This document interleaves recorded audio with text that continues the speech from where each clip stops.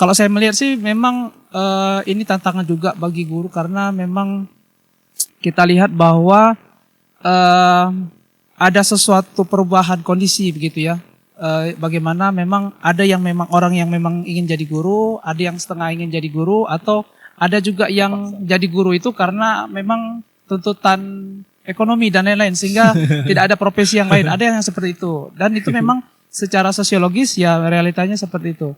Namun ini bukan petuah juga ya sama dengan Pak Eki karena saya juga bukan dukun ataupun sesepuh yang memberikan kepada orang-orang wejangan gitu, bukan, tapi kita sama-sama belajar dan untuk saya sendiri juga.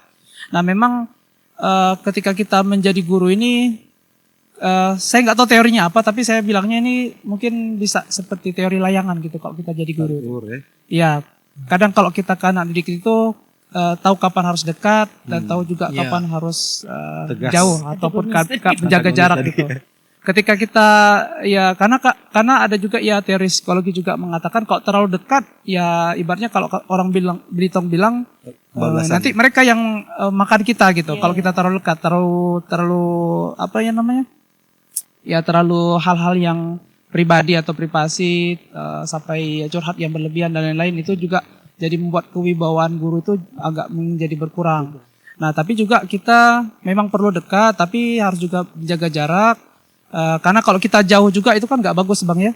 Ya kita nggak dekat, kita nggak tahu kondisi mereka, situasi mereka terkini itu seperti apa. Saya juga suka juga bertanya dan juga berteman gitu ya. Seperti ya walaupun saya guru milenial sama dengan Pak Bambang, tapi ya saya juga tetap adaptasi juga. Karena memang guru itu juga harus adaptasi ya Pak Bambang ya Pak Eki. Memang harus menyesuaikan. Karena kalau guru nggak bisa menyesuaikan zaman, nanti kita tertinggal, kita nggak tahu bahan atau media apa yang harus diganjarkan, konten apa yang harus diberikan gitu kepada mereka seperti itu. Nah jadi ya memang saya pikir yang teori layangan yang tadi itu perlu dipelajari gitu, karena anak Gen Z tapi salah satunya juga gini,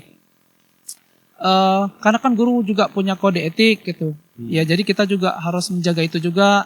Nah kadang ada juga ya mungkin me time-nya kita atau hal-hal yang memang yang kita cintai kadang-kadang ada yang secara wibawa guru itu ada yang kadang-kadang yang tidak bisa diterima oleh masyarakat umum. Mungkin ya profesi kita ataupun hobi kita dan hal-hal yang lain. Nah, tapi juga kita sebagai guru atau calon guru dan Bapak Ibu yang jadi guru itu juga harus bisa menjaga kayak gitu.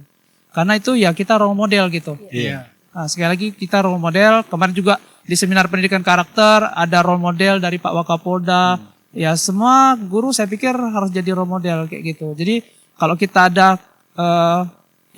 kalau kita ada hal yang kurang berkenan atau yang kurang bagus gitu di perspektif masyarakat, ya kita juga harus bisa memikirkan itu kembali. Jadi profesi guru itu saya pikir juga itu sebagai social control juga bagi diri kita sendiri sebagai guru dan juga bagi orang lain kayak gitu.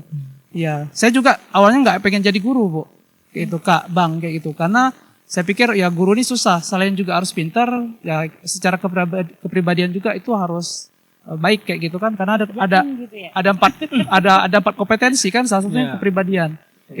Itu saya pikir agak sulit sebenarnya kayak gitu. Tapi ya mau nggak mau itu ya kita berpikir positif itu membuat kita jadi orang yang lebih baik juga kayak gitu. Seperti itu.